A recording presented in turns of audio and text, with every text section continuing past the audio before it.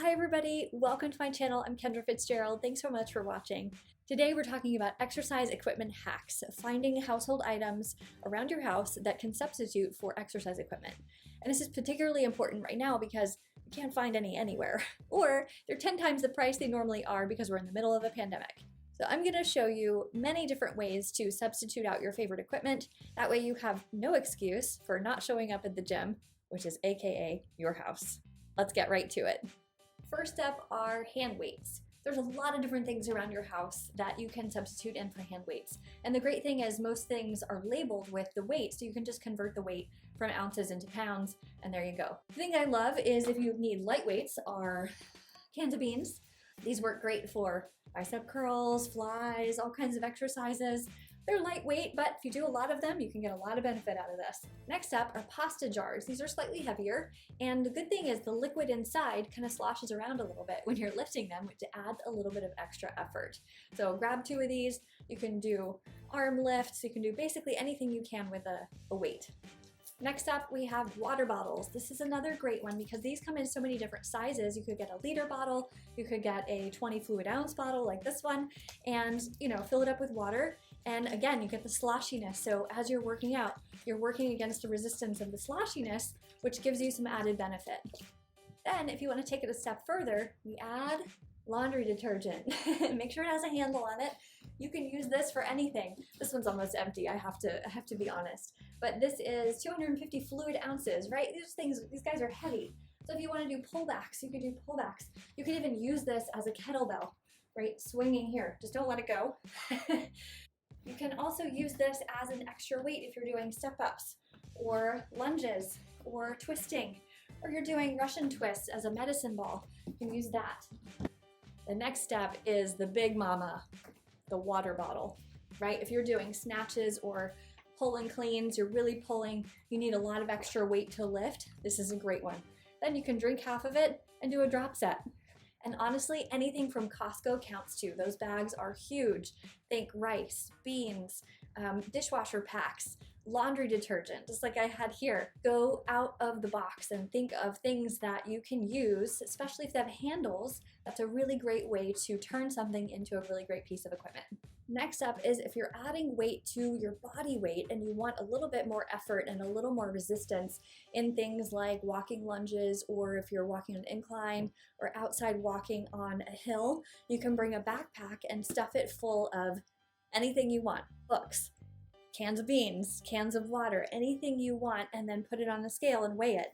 And once you put it on your back, make sure it's sitting nice and high on your back so it's not hanging down.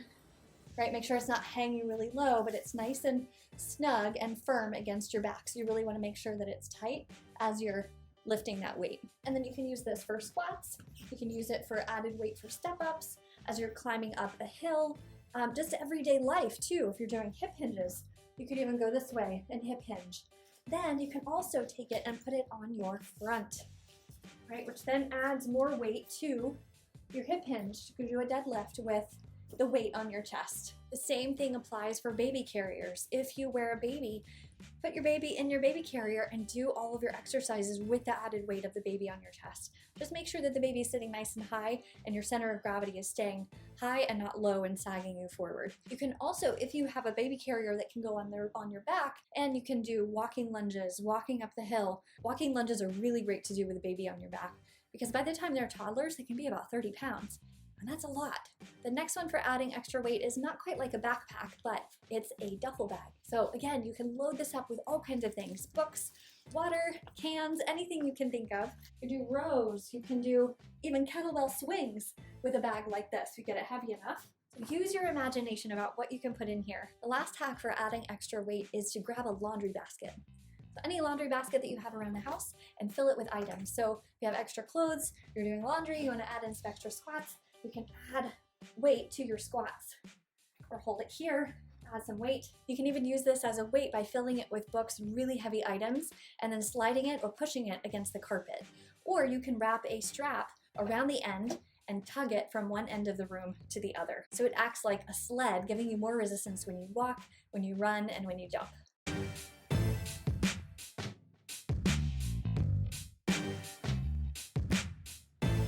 Next up, we have the equipment hack for a belt. A belt is often used for stretching, but you can use basically anything in your house. I love using a scarf. Make sure it's a nice long scarf and not too thick so you can actually wrap your hands around it. You can also use a baby muslin blanket. Just do it in a diagonal and hold the ends. They're nice and thin. Or a thin beach towel if you have that too. It's definitely long enough. You can also use a belt, an actual belt, like a belt that you would put around your pants. Any of those work great in place of a belt or a stretch tool. The next round of equipment we're going to talk about are blocks. I love to use tissue boxes, either oblong or square, and they're nice because you can put your whole hand on them.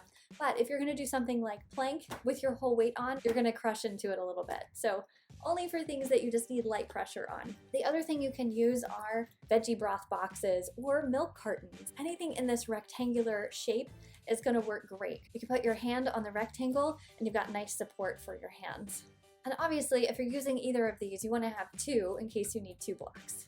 The other thing you can use are pillows, oblong pillows like this one. It's kind of firm. This also gives you a little added lift, which is really what we're looking for from a block, to give you that extra support in case your hands don't meet the ground.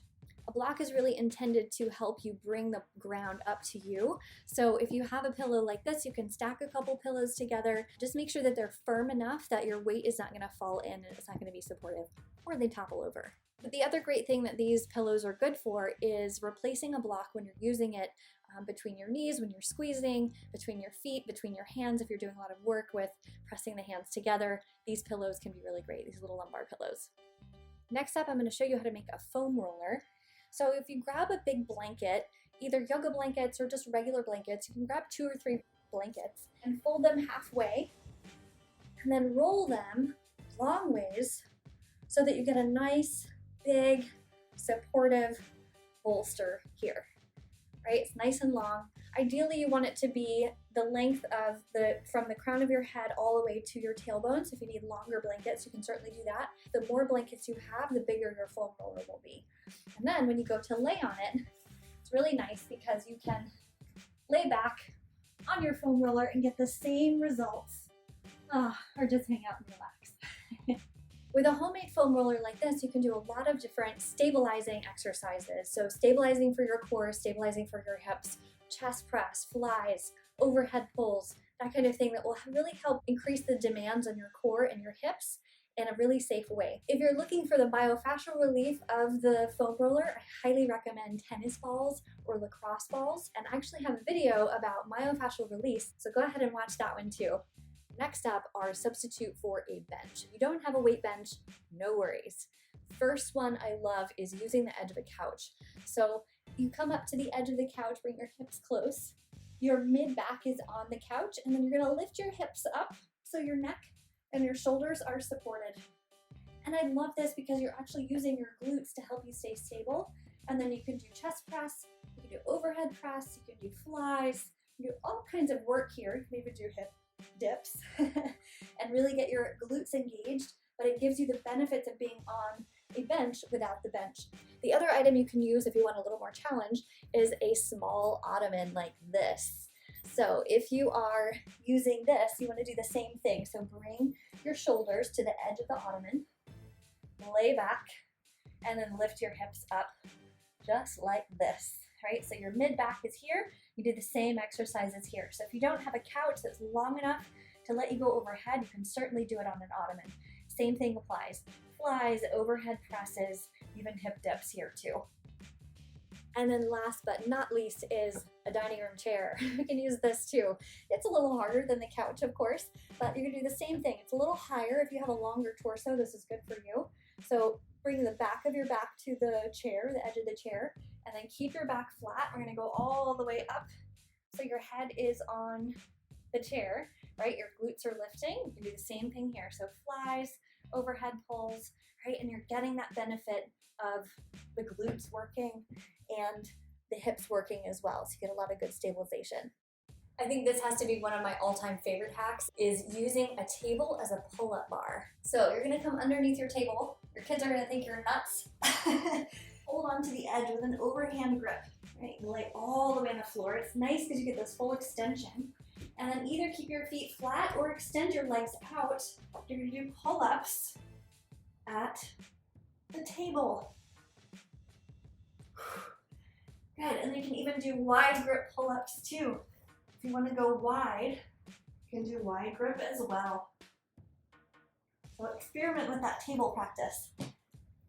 Another great hack for a bench or a stool or a stepper is to use your stairs, because then you can modify how high you go. So you can do one step to do a low step or a low bench, or you can do 2 steps to get that bench to be a little higher.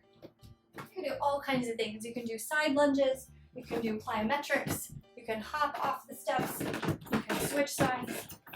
You can really get a good workout on your steps.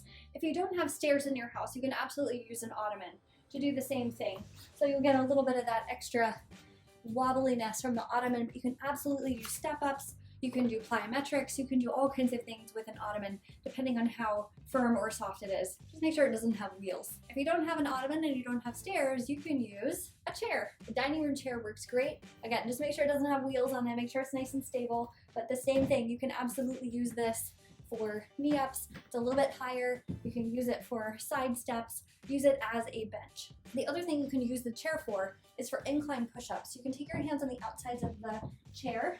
If you feel like push-ups are too hard for you on the floor, bring the floor up to you.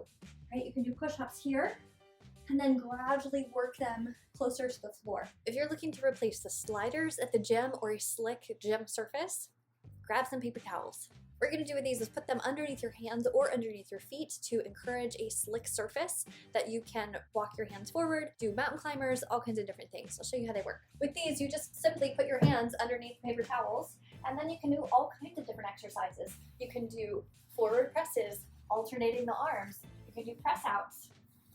You can also put them underneath your feet for a great substitute for slippery climbers. As you can see, there is no excuse to not do your workout at home because there are plenty of things around the house that you can use as equipment. And I hope the takeaway is that you don't need fancy equipment to get a great workout. If there are things that I didn't include in this video that you found that worked really well, make sure you put them in the comments box below, and then hit subscribe and the notifications bell so that you get notified every time I release a video. Thanks so much for watching. I'll see you next time.